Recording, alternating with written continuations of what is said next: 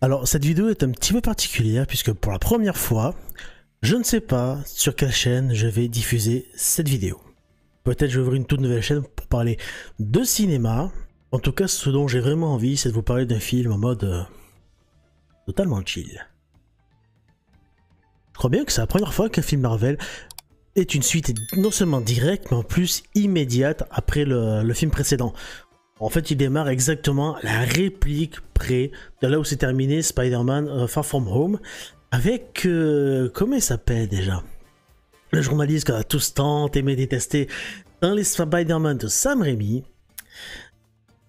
Et là, s'enchaînent des choses assez évidentes, on va dire, de premier abord. Mais il y a une mise en perspective qui n'a jamais trop été faite dans les films du MCU.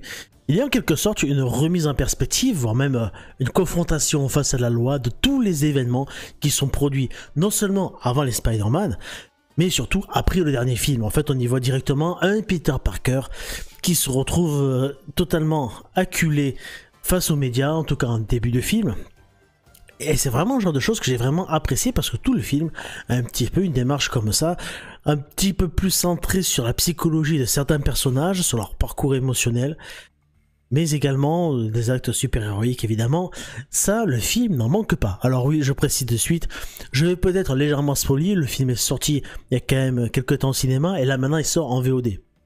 Donc je pars du principe que soit vous l'avez déjà vu au cinéma, soit vous allez le voir mais vous n'êtes pas intéressé au point de vouloir absolument vous mettre vos œillères comme ça. Alors certes, créer un univers où l'on nous annonce dès le début qu'il va y avoir tous les Spider-Man qu'on a vus, Andrew Garfield, Tobey Maguire et Tom Holland, c'est ultra satisfaisant pour les fanboys que nous sommes. Mais si tu racontes rien de nouveau, ça sert à quoi? Et bien justement, ce film-là aborde des choses sous un angle qui n'avait jamais été fait ni dans les films Marvel, ni dans les films Spider-Man en général. La véritable source du problème, c'est que Spider-Man, ou plutôt Peter Parker, se retrouve enfin face aux conséquences de ses actes. Et vraiment les conséquences juridiques et sociales sur sa vie de Peter Parker. Pas pour rien que Matt Murdock a fait enfin une petite apparition dans le MCU comme étant un avocat qui sert à rien dans le film en fait, c'est plus un caméo qu'autre chose. Et la véritable source des problèmes, ce n'est pas Peter Parker comme le film veut nous le dire, mais bien le Docteur Strange. Parce que si vous êtes un tout petit peu attentif à la scène où justement le Docteur Strange va lancer son fameux sort pour que tout le monde oublie que Peter Parker est Spider-Man, il commence à balancer ça en direct. À peine Peter commence à lui dire ce qu'il veut, il dit ok c'est bon, parfois je balance ce sort, clac clac clac, et au fur et à mesure, Peter dit non, attends, il y a un problème, là. C'est pas ça que je veux aussi que Mary Jane se rappelle de moi, que mes potes se rappellent de moi, que les Avengers se rappellent de moi, mais pas le reste de l'humanité. Pas ce que tout le monde a été, pas la totalité du monde, pour pouvoir préserver sa vraie vie sociale en tant qu'humain. Sauf que le Docteur Strange, il n'a pas cherché à comprendre lui. Il balance son sort, et il modifie tout au fur et à mesure, et il rejette la faute sur Peter. Alors que juste, s'il avait pris le temps, 2 minutes, de bien prendre en compte les faits, bien définir ce qu'il veut, qui il veut que ce soit, qu'il se rappelle de lui ou non, il n'y aurait pas eu tout ce problème. Donc si l'histoire part en vrille, c'est parce que Doctor Strange a merdé. Je trouve que le film prend quand même un petit peu plus de profondeur, c'est dans son traitement des méchants. Ils ne sont pas tous des gros méchants manichéens. En fait, ce Spider-Man-là traite d'abord et avant tout de la rédemption, du droit à la seconde chance. Que ce soit Peter Parker, au début de film, ou même les méchants, comme l'Homme Sable, comme Dr. Otto Octavius, Electro, William Dafoe dans son rôle du bouffon vert, on oublie. L'Homme Lézard, qui est pratiquement le méchant oublié des méchants d'Andrew Garfield. Et ce dont je me rends compte en tournant cette vidéo, c'est que absolument tous les méchants de ce film ne viennent pas de l'univers de Tom Holland. Electro le Lézard, c'est le Spider-Man d'Andrew Garfield. L'Homme Sable, William Dafoe en bouffon vert, et Otto Octavius, c'est ceux de Tobey Maguire. Ils ont tous ça total Par contre, chez Spider-Man, non, il n'y a pas personne. Il n'y a pas un petit nouveau, que dalle, c'est juste bon. Est-ce que ça voudrait dire que l'antagoniste n'est pas un méchant? Et s'il y a bien une chose que j'ai appréciée, c'est que pour une fois, ou plutôt une seconde fois depuis Thanos, les méchants ne sont plus considérés comme des méchants très méchants, comme le méchant, très méchant, très très méchant, mais plutôt comme des gens avec des complexités et des faiblesses, notamment chez le Bouffon Vert, parce qu'on voit très bien les deux faces de Willem Dafoe, où d'un côté, il y a le Norman Osborn, qui est totalement bon, enfin, quelqu'un de vraiment très, très gentil, il a la compassion pour les gens, qui veut surtout faire de mal à personne, et le Bouffon Vert qui ressort et qui lui veut juste faire un massacre, et c'est encore beaucoup plus marqué que dans les films originaux de Sam Raimi, soit dit en passant. Le tout premier Spider-Man avec le bouffon, avec sa tête de bouffon totalement cheap, j'ai toujours trouvé dégueulasse. Et un petit truc qui m'a fait plaisir, c'est que dès le début du film, le Bouffon Vert éclate son masque pour devenir quelque chose de plus humain, plutôt que ce masque bien figé qui fait totalement cheap, un peu à la Power Rangers. Bref, c'était un très bon choix de ce point de vue-là. Et l'ennemi que je trouve le plus intéressant, ça reste quand même le docteur Otto Octavius, où l'on sent vraiment qu'il a envie de bien faire dès lors qu'il a sa propre volonté. Un élément qui était quand même assez oublié, je trouve, en tout cas dans ma mémoire, depuis avoir vu le Spider-Man 2 de Sam Raimi avec du coup Tobey Maguire. Je me rappelle de lui comme étant le méchant, mais tout simplement méchant, mais là franchement, ils y ont redonné de l'humanité. Et ça, c'est quelque chose que j'apprécie vraiment énormément. Alors certes, c'est vraiment cool d'avoir unifié les univers de cette manière-là, mais dès que les gens y arrivent, ça va beaucoup trop vite et l'on entre vraiment dans du fanservice pur et simple et vraiment assez maladroit, vraiment in your face. Même si certains aspects du film, il y a quand même une part psychologique également, notamment quand Tante May dit la phrase « porte-malheur du film », un grand espoir, non, un grand pouvoir implique de grandes responsabilités. Et elle dit ça avant de mourir. Tu es mal à Michette. Vraiment. Et je dois bien vous avouer que quand tous les Spider-Man se sont rassemblés pour discuter avec Peter, Tom Holland, Parker, ils ont réussi à me faire transpirer des yeux, c'est con. Ouais. Je crois que c'est la première fois que je transpire des yeux devant un film Spider-Man à cause d'une réplique d'Andrew Garfield. Je laisse découvrir laquelle en regardant le film. Et si la première partie a de grandes qualités, la seconde a de grands défauts. Ce qui me fait vraiment chier dans l'histoire, c'est que Disney a cédé à la facilité, mais à 2000% pour faire avancer le scénario. Comme par hasard, sorti de nulle part, Ned a des affinités avec la magie. D'un coup, pourquoi ? Eh bien parce qu'il faut bien que quelqu'un fasse venir, avec les personnages principaux, les Spider-Man des autres mondes. Parce que si tout est arrivé par magie, littéralement à cause de Doctor Strange, les Spider-Man, eux, ne savaient pas où aller.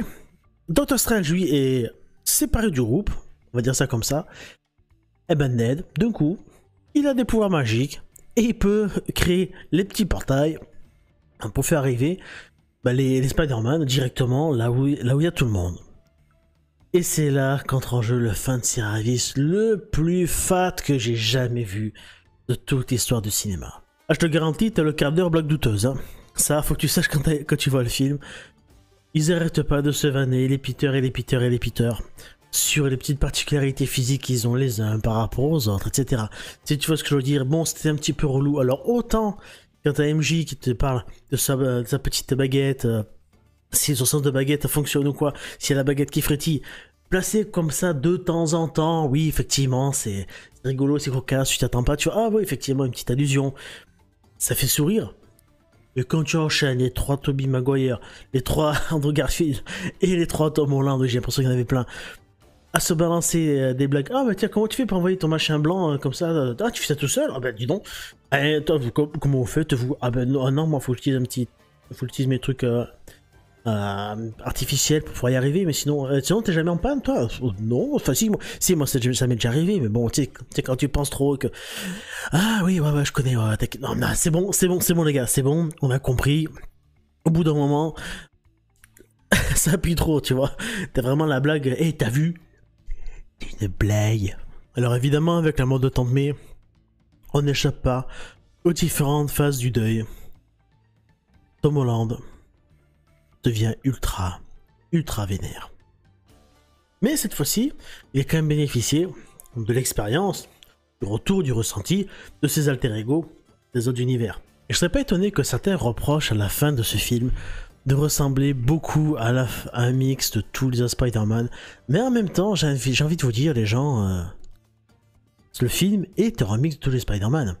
Que tu combattes dans un building avec l'homme des sables et les échafaudages de Spider-Man 3 ou en haut de la Tour Eiffel dans celui-ci. Ah non, pas la Tour Eiffel. La Statue de la Liberty. Hein, dans Liberty City. C'est pas déconnant. Surtout qu'il y a des tas de choses qui font écho entre les différents films. Et deuxième, la Michette qui a mis ce con d'Andrew Garfield. Quand tu te remets en perspective ce qui est arrivé dans son film à lui, il veut absolument éviter ça à son autre lui. Oh, double larmichette. Double pleurage des yeux. Totalement. Quand vous aurez vu la fin du film, et si vous avez vu les jeux Spider-Man sur PS4, dites-moi dans les commentaires si vous pensez vous aussi que ce film est une préquelle assumée au jeu Spider-Man. La réplique, oh, il doit bien y avoir un Spider-Man noir quelque part. Et la fin du film se reboucle totalement avec un Peter Parker qui arrive dans son appartement assez miteux, du coup dans Manhattan. Le symbiote qui est présent dans cette réalité-là et qui va potentiellement infecter quelqu'un. Et dans Marvel Spider-Man sur PlayStation 4, quand on voit que quelqu'un a été contaminé par le symbiote, tous les éléments sont là pour que d'une manière ou d'une autre, on puisse faire le lien entre le MCU et le jeu Spider-Man. Donc, est-ce que ce Tobey Maguire là, non, oh là là, est-ce que ce Spider-Man là, c'est le Spider-Man des jeux vidéo avec un autre skin? Je vous laisse en débattre dans les commentaires. Mais la grande question c'est, au vu de la fin du film, est-ce qu'il y aura encore Spider-Man dans le MCU? Je suis pas sûr. Je crois que là, Tom Holland a fait une pause. Et on le verra plus pendant un bon petit moment. Et on va passer totalement sur un deuxième casting. Avec Sanchi, avec... comment elle s'appelle? Ah non, pas Black Widow, non, maintenant elle est mortue, Black Widow. Avec les Immortals. Et d'autres qui vont venir.